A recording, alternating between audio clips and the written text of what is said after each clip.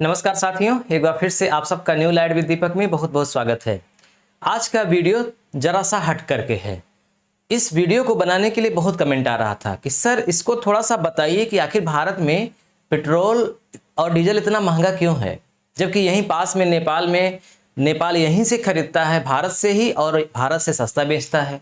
श्रीलंका में इतना सस्ता है, बांग्लादेश में सस्ता है, यहाँ तक कि पाकिस्तान में भी सस्ता है। भारत में इतना महंगा क्यों है, इसका रीज़न क्या है?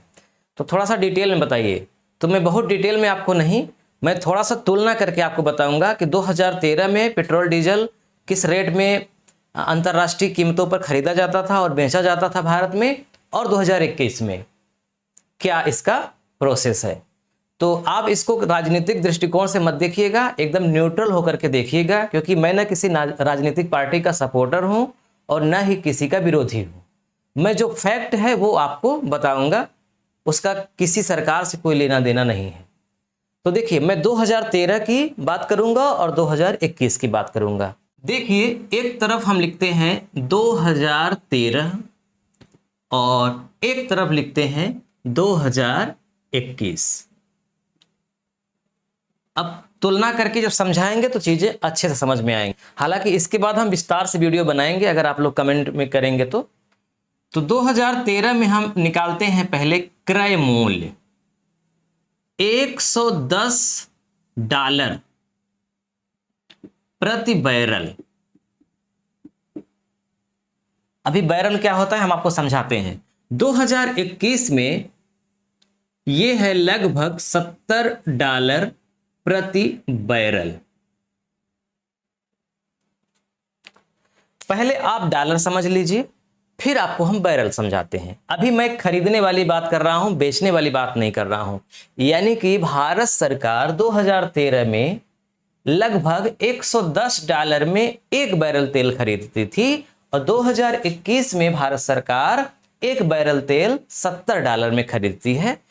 तो देखिए, इस समय $1 की अगर बात की जाए तो डॉलर चूंकि घटता बढ़ता रहता है, तो हम 74 रुपए मान लेते हैं। कभी 74, कभी 74.5, 73, 73.5 इस तरह से रहता है। तो $1 की कीमत 74 रुपए है इस समय 2021 में। तो चलिए हम इधर लिखते हैं 74 रुपए गुणित 70। तो ये क्या निकल कर के आएगा?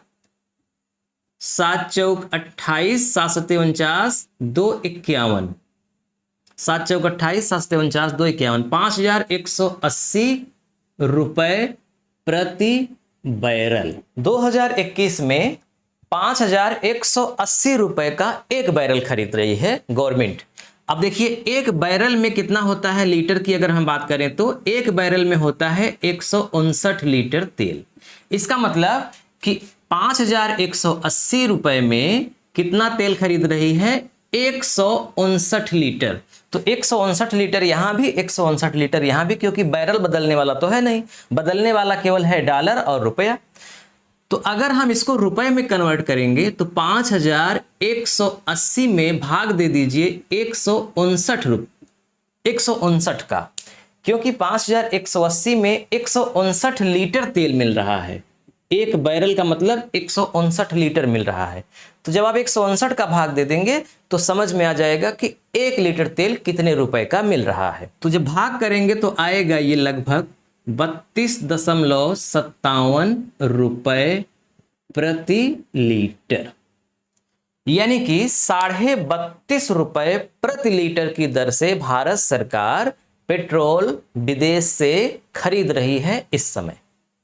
थोड़ा बहुत घटता बढ़ता रहेगा, तो आप 32 मान लीजिए, कभी 33 मान लीजिए, कभी 34 मान लीजिए, कभी और कम मान लीजिए, 30 रुपए मान लीजिए। आपको बताते हुए आश्चर्य हो रहा है कि कोरोना काल के समय में ये 20 रुपए के भी नीचे आ गया था। 18 रुपए, 17 रुपए, 16 रुपए प्रति लीटर का हिसाब पड़ रहा था कोरोना काल में। तो इस समय 32.5 रुपए प्रति लीटर पड़ रहा है खरीद दाम। अब 2013 में हम बात करते हैं, तो 2013 में $110 में खरीदते थे, तो उस समय जो $1 की कीमत हुआ करती थी वो लमसम 65 रुपए के आसपास हुआ करती थी। इसका मतलब एक तुलना आप और कर सकते हैं। इस समय डॉलर की कीमत 74 रुपए है, उस समय डॉलर की कीमत 65 रुपए थी। इसका मतलब कि उस समय रुपया मजबूत था, इस समय रुपया कमजोर है। क्योंकि $1 खरीदने के लिए हमें 74 रुपया देना पड़ेगा, जबकि उस समय $1 खरीदने के लिए हमें 65 रुपया ही देना पड़ता था। इसका मतलब रुपया मजबूत था, आज रुपया कमजोर है। यहां ये भी आप समझिए। तो 110 में हम 65 का गुणा करते हैं तो कितना आएगा यहाँ पे 0, 11 50 55, 11 छक्का 66, 66 5 71, 7,150 रुपए। ये क्या आया प्रति बैरल। इसका मतलब कि 7,150 में अब हम 159 का अगर भाग कर दें तो पता चल जाएगा कि 1 लीटर कितने का पड़ता था। तो 7,150 में 159 का भाग करने पर आया 44.96, यानी कि लगभग 45 रुपए प्रति लीटर। 2013 में तेल का खरीद दाम 45 रुपए प्रति लीटर पड़ता था। 2021 में तेल का खरीद दाम लगभग 32.5 या 33 रुपए पड़ रहा है। इसका मतलब साफ साफ क्रय मूल्य समझ में आ गया कि क्रय मूल्य हमारा इस समय कम है, उस समय क्रय मूल्य हमारा ज्यादा था। अब देखिए विक्रय मूल्य की हम बात करते हैं, मतलब बेचने वाला मूल्य। भारत सरकार या पेट्रोलियम कंपनियां 45 रुपए प्रति लीटर की दर से खरीद करके इसे उस समय लगभग 65 रुपए प्रति लीटर की दर से बेचती थी। थोड़ा बहुत ऊपर नीचे भी होता था, तो आप 70 भी मान लीजिए तो कोई ज्यादा दिक्कत नहीं है। 65 से 70 या 65 रुपए प्रति लीटर के भाव से बेचती थी। तो इसका मतलब कि अगर हम 65 में 45 को घटा दें, या चलिए हम 70 ही कर देते हैं, काहे 65 लिखे, 70 रुपए में 45 रुपए घटा देते हैं तो कितना आएगा 25 रुपए। कहने का मतलब कि 25 रुपए ग्राहकों से ज्यादा वसूला जाता था। इस 25 रुपए में केंद्र सरकार थी, राज्य सरकार, डीलर और रिफाइनरी केंद्र, यानी कि पेट्रोलियम खरीदने के बाद रिफाइन किया जाता है तो वहां थोड़ा बहुत खर्चा आता था। तो एक लीटर में मान लीजिए कि 1-1.5 रुपए उसमें आ जाता है। डीलरों का खर्च लगभग 2-3 रुपए वो जोड़ लीजिए, बाकी का पूरा पैसा दोनों सरकार, यानी कि केंद्र सरकार का अलग इसमें टैक्स होता है, राज्य सरकार का अलग टैक्स होता है। हर राज्य सरकार का अलग अलग टैक्स होता है। यही कारण है कि हर राज्य में पेट्रोल और डीजल के दाम अलग अलग होते हैं। केंद्र का तो हर जगह सेम रहता है, लेकिन राज्य का चूंकि अलग हो जाता है ना, इसलिए जैसे राजस्थान में सबसे महंगा पेट्रोल बिकता है, इसका मतलब ये हुआ कि राजस्थान में सबसे ज्यादा टैक्स लगाती है स्टेट गवर्नमेंट, जबकि केंद्र सरकार बराबर ही लगाई है।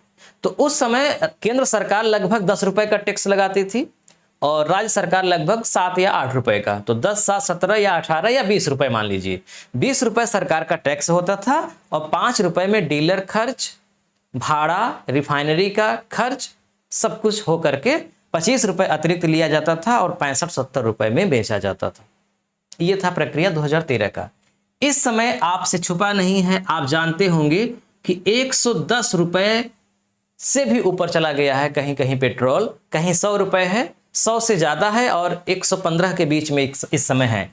तो 110 भी अगर हम जोड़ लें तो 110 रुपए में आप 32.57 घटा दीजिए, या सीधा सीधा आप 33 घटा दीजिए, 77 रुपए।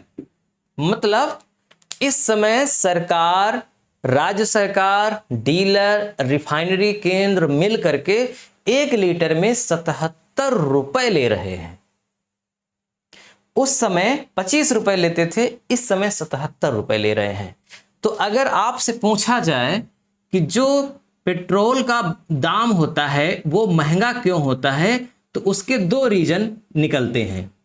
पहला रीजन ये है कि उसका अंतरराष्ट्रीय बाजार में, इंटरनेशनल मार्केट में अगर दाम बढ़ रहा है तो भारत में भी पेट्रोल डीजल का दाम बढ़ेगा। अंतरराष्ट्रीय बाजार में कम हो रहा है तो भारत में भी कम होना चाहिए। तो एक तो एंगल ये है कि अंतरराष्ट्रीय बाजार का कम ज्यादा होना। एक दूसरा है सरकार। अगर सरकार टैक्स ज्यादा लेगी तो पेट्रोल डीजल महंगा रहेगा, सरकार टैक्स कम लेगी तो पेट्रोल डीजल सस्ता रहेगा। तो यहां जो महंगा है उसका कारण अंतरराष्ट्रीय बाजार तो बिल्कुल भी नहीं है, क्योंकि अगर अंतरराष्ट्रीय बाजार को हम आधार माने तब तो इससे भी सस्ता मिलना चाहिए यहाँ, क्योंकि यहाँ पर 45 रुपए में खरीदा जाता था और 70 रुपए में बेचा जाता था। यहाँ तो 32 रुपए में खरीदा जा रहा है। तो इसका मतलब इस हिसाब से अगर आप कैलकुलेट करेंगे ना तो ये 50 के आसपास आ जाएगा, 50, 51, 52 के आसपास आ जाएगा।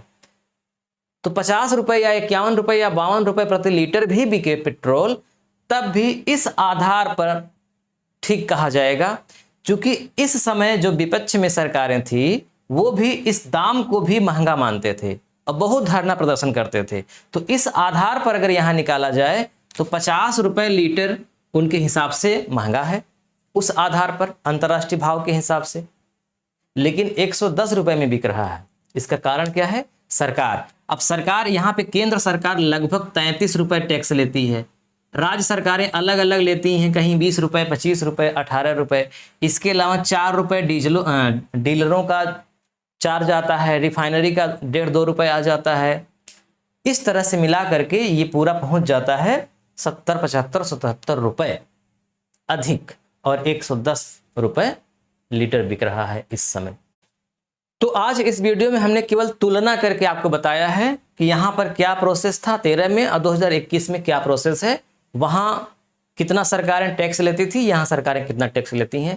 अगर आप कमेंट करेंगे और इसको डिटेल में जानने का, तो हम आपको बिल्कुल डिटेल में बताएंगे। हम शुरुआत करेंगे वहाँ से, ईरान से, इराक से, सऊदी अरब से, अमेरिका से, जहाँ से तेल आता है। तो वहाँ से तेल कैसे निकलता है, फिर उसको किस आधार पे वहाँ का रेट तय होता है, उसको फिर भारत में लाया जाता है, भारत में कहाँ पर उसको रिफाइन किया जाता है, यानी कि डीजल अलग किया जाता है, पेट्रोल अलग किया जाता है, सब अलग किया जाता है। फिर उसके बाद किस तरह से राज्य में पहुँचता है और सरकारें टैक्स लगाती हैं, डीलरों का क्या सिस्टम होता है, तेल कंपनियों को कब से स्वतंत्र कर दिया गया है, कब से वो जिम्मेदार हो गई हैं पूरी तरह से कि वो दाम निर्धारित कर सकें। इसको हम पूरा डिटेल में आपको बता सकते हैं, आप जरूर कमेंट करिएगा। और राजनीतिक दृष्टिकोण से तो कमेंट बिल्कुल भी मत करिएगा, नहीं हम सीधा ब्लॉक कर देंगे, क्योंकि हम राजनीतिक दृष्टिकोण से ये आपको नहीं पढ़ाए हैं, हम आपको फैक्ट पढ़ाए हैं। आप चेक कर लीजिए, नेट पर चेक कर लीजिए, 13 में ये सिस्टम था और 21 में ये सिस्टम है। तुलना करके हमने आपको बताया है ताकि आप वास्तविकता को जान सकें, क्योंकि पैसा आप देते हैं, इसलिए आपको पता होना चाहिए कि आपका पैसा कहाँ जा रहा है। तो चूंकि आपका पैसा सबसे ज़्यादा सरकार के खजाने में जा रहा है, इसलिए आपके कल्याण के लिए योजनाएं चलाने का, आपको सुखी पूर्वक जीवन बिताने का अधिकार है। इसके लिए सरकार से आप मदद ले सकते हैं, सरकार से आप अनुरोध कर सकते हैं, सरकार को आप टारगेट कर सकते हैं, क्योंकि आपका अधिकतम पैसा सरकार को जा रहा है। मेरा बताने का उद्देश्य ये था। मिलते हैं नेक्स्ट वीडियो में, तब तक के लिए नमस्कार।